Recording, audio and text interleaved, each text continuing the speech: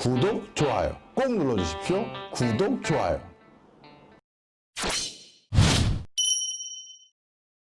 안녕하세요, 박정호입니다. 자, 오늘 이 시간에는요, 지난번에 예고 아닌 예고해드린 것처럼 기후변화로 국가의 운명이 좌지우지됐던 나라를 한번 설명해 드리려고 합니다. 자, 어떤 나라인지 정답을 한번 보여드릴 텐데요. 정답을 보고도 어느 나라지 하실 겁니다.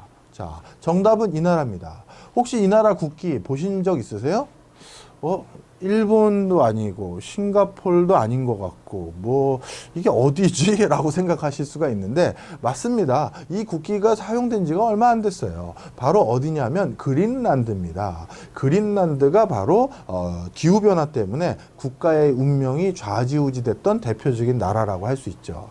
자, 그린란드 사진 하나 보여드리는 건데요. 그린란드 딱 보시면 지금 어떤 나라인지 감 오시죠? 말 그대로 영구 동토층이 잔뜩 있는 국토의 87% 또는 83% 가까이가 항상 빙산으로 덮여져 있는 나라가 바로 그린란드입니다. 그런데 재밌죠? 아니 이렇게 얼음으로 뒤덮여져 있는 나라의 이름을 왜 그린란드라고 이름을 지은 것인가? 이제 그게 궁금해하실 수도 있는데요.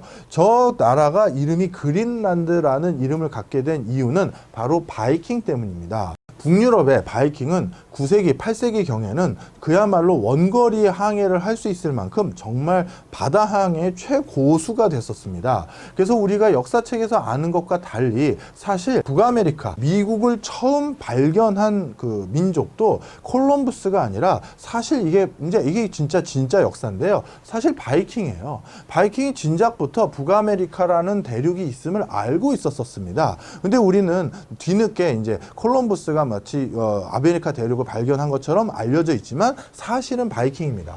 근데 바이킹에 특히 여기 써 있는 것처럼 983년, 986년에 있는 붉은 에이리크의 탐험, 그 다음에 레이크 에릭손의 탐험, 이런 그 탐험의 대가들이 노르웨이를 거쳐서 아이슬란드를 거쳐서 더 가봐서 그린란드라는 곳을 발견해낸 거예요. 그리고 그린란드를 발견했던 일부 계층이 다시 넘어와서 이쪽 북아메리카까지 가봤던 것이죠. 자, 그런데 그린란드에 정착했던 초기 바이킹족들은 이 어묵한 이 곳에서 소수의 한 5천 명 정도가 이제 정착해서 살고가 있었는데, 자, 그 5천 명 정도의 부락에서 그린란드에서 나름대로 지배계층이라고 하는 바이킹 중에서도 지배계층이 있을 거 아니에요. 그 사람들은 이게 자기네들 세력이 더 커지길 바랬었죠. 그렇게 세력이 커지려면 이 그린란드에 새로운 바이킹족들이 자꾸 이주해 와야 되잖아요. 그런데 이주해 오기에는 너무 척박한 땅이거든요.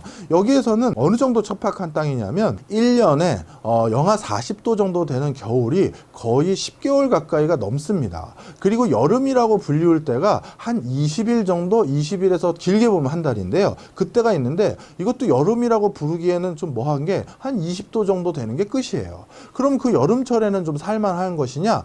그때도 살기가 어려운 이유가 그 여름철에는 정말 모기때가 창궐합니다. 이 모기때는요, 어떻게 보시면 되냐면 한여름에는 얼굴을 무슨 그물로 쓰고 다니지 않으면 이게 뭐 감당이 안 될 정도로 엄청난 모기때가 있어요. 자, 그러다 보니까 여기가 정말 살기가 척박한 것이거든요.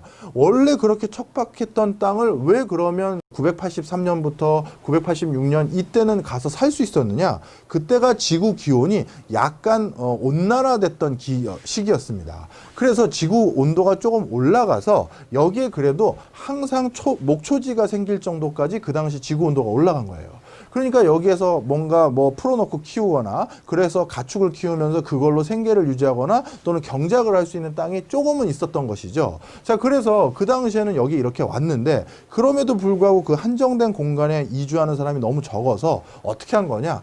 쉽게 얘기해서 사기를 친 겁니다. 이 얼음 땅의 이름을 그린란드라고 부른 거예요. 그래서 여기에 그린란드라는 곳이 있대라고 속인 거죠. 그래서 유럽인들은 그린란드를 세상에서 가장 큰 거짓말이라고 부릅니다. 왜냐하면 지난 시간에 제가 인도네시아 때 말씀드렸듯이 그린란드는 전 세계에서 가장 큰 섬입니다. 왜? 그린란드보다 작은 것들부터 섬이라고 부르기로 했다고 했었잖아요. 그래서 세상에서 가장 큰 거짓말을 그린란드라고 부르는 이유가 바로 그런 이유다. 이렇게 보시면 되겠습니다.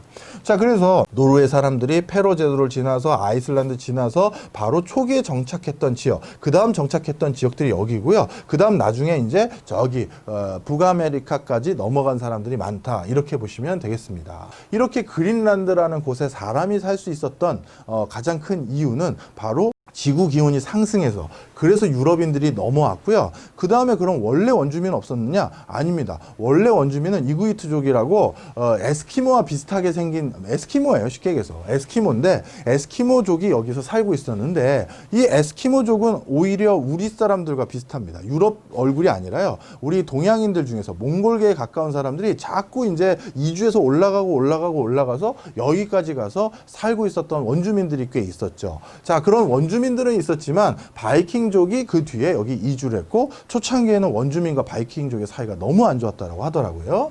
자, 그래서 기온이 이렇게 올라가서 사람이 다시 살게 됐는데, 그런데 15세기경에 어떤 일이 생겼느냐? 여기 정착하고 있었던 바이킹족들이 대거 다시 본국으로 돌아갑니다.